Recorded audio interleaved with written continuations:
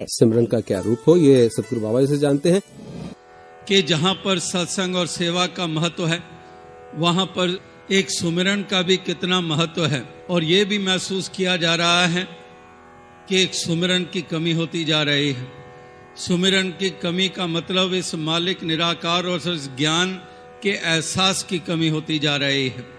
तो ये सुमिरन भी, इसके साथ ध्यान ये जोड़ना ये बहुत लाजिम हो चुका है। वरना हमारे जो इक्विलिब्रियम है, ये जो हमारी एक मन की अवस्था है, इसको सहजता नहीं मिल पा रही है। इसीलिए वो कंटेंटमेंट नहीं आ रही है। इसीलिए ऐसी एक अवस्था में कमजोरियां हमें महसूस हो रही हैं। और हम भी वही कुछ महसूस करने लग पड़े हैं जो संसार के लोग महसूस करते हैं। वो उनके भी वही रिएक्शंस हैं, हमारे भी वही होते चले जा रहे हैं। उस स्थिति में कैसा रहना है, जैसे संसार रह रहा है हम भी उसी तरह से। तो कहने का भाव, ये मालिक खालिक के साथ, इस निराकार के साथ ये ज्ञान, ये जो अडोल है परम सत्ता, इसके साथ ये मन का नाता जो है, ये उस प्रकार से जुड़ नहीं पा रहा है।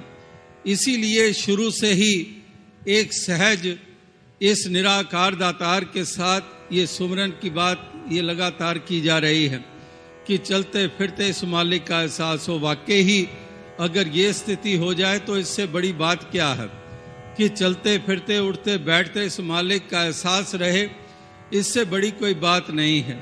लेकिन ये लगातार महसूस किया जा रहा है कि जब सुमिरन की बात होती है तो कहा जाता है कि हमने रटन नहीं करना है। तो रटन तो नहीं करना है, लेकिन महापुरुष संत जन वो लगातार एक इस तरह से भी उनके भाव हो जाते हैं कि वो रटन का नाम लेते लेते वो सुमिरन भी भूलते जा रहे हैं, वो सुमिरन भी छोड़ते चले जा रहे हैं, इस निराकार का एहसास छोड़ते चले जा रहे हैं। तो दास ने कुछ बरस पहले भी इशारा किया था कि इस प्रकार से मिल बैठकर परिवार में, परिवार के तमाम सदस्य मिलकर रात्रि सोने से पहले क्या या कोई और वक्त ऐसा हो तो मिलकर बैठकर कुछ समय इस मालिक निराकार का, इस ज्ञान का एहसास करें। एक जो नाशवंत है उसको माइनस करके जो बका है इसकी तरफ केंद्रित होते चले जाएं।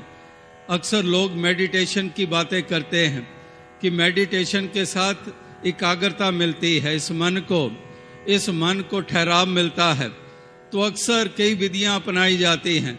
कोई कहते हैं कि सांस के ऊपर केंद्रित हो जाओ, तो सांस तो ठहरे हुए होते नहीं है, सांस तो चलते रहते हैं। अगर चलायमान के ऊपर केंद्रित हो गया मन, तो फिर तो मन तो पहले ही चल रहा है, तो इसको ठहराव कहाँ मिलेगा। तो इस प्रकार से ठहराव तभी मिलता है अगर जो ठहरा हुआ है उसके ऊपर केंद्रित हो जाए। तो अगर सहज में चलते फिरते नहीं केंद्रित हो पा रहा है मन, तो इस मन को इस प्रकार से एक प्रैक्टिस देने के लिए, ताकि इसकी आदत बन जाए, तो इसमें कोई हर्ज नहीं अगर कुछ समय बैठकर इसके ऊपर केंद्रित हुआ जा सके। वरना तो एक आंख न मूंदो कान न मूंदो, इस प्रकार से ये वचन हम सुनते हैं कि उस तरह से तो हमें ये नहीं बताई गई है विधि। लेकिन फिर भी अगर हमें इसमें ताकत मिले कि हम इस निराकार के ऊपर केंद्रित हो सकें, इस ज्ञान के ऊपर केंद्रित हो सकें, तो वाकई ही ये इसको अपनाने में कोई हर्ज की बात नहीं है। ताकि फिर ऐसी हमारी एक ऐसी आदत बन जाए कि हम वाकई फिर उठते बैठते चलते फिरते इसके एहसास में अपने श्वास बिताएं। तो इसलिए सुमिरन की बात हो रही है कि ये सुमिरन, इस निराकार का एहसास, क्योंकि ज्ञान इसी का दिया गया है और इसी का ज्ञान दिया गया है। और अगर यही आंखों से ओझल हो रहा है तो इसका मतलब ज्ञान ओझल हो रहा है। तो इसलिए जिसका ज्ञान दिया गया है इसके ऊपर केंद्रित होना ये बहुत ज़रूरी है।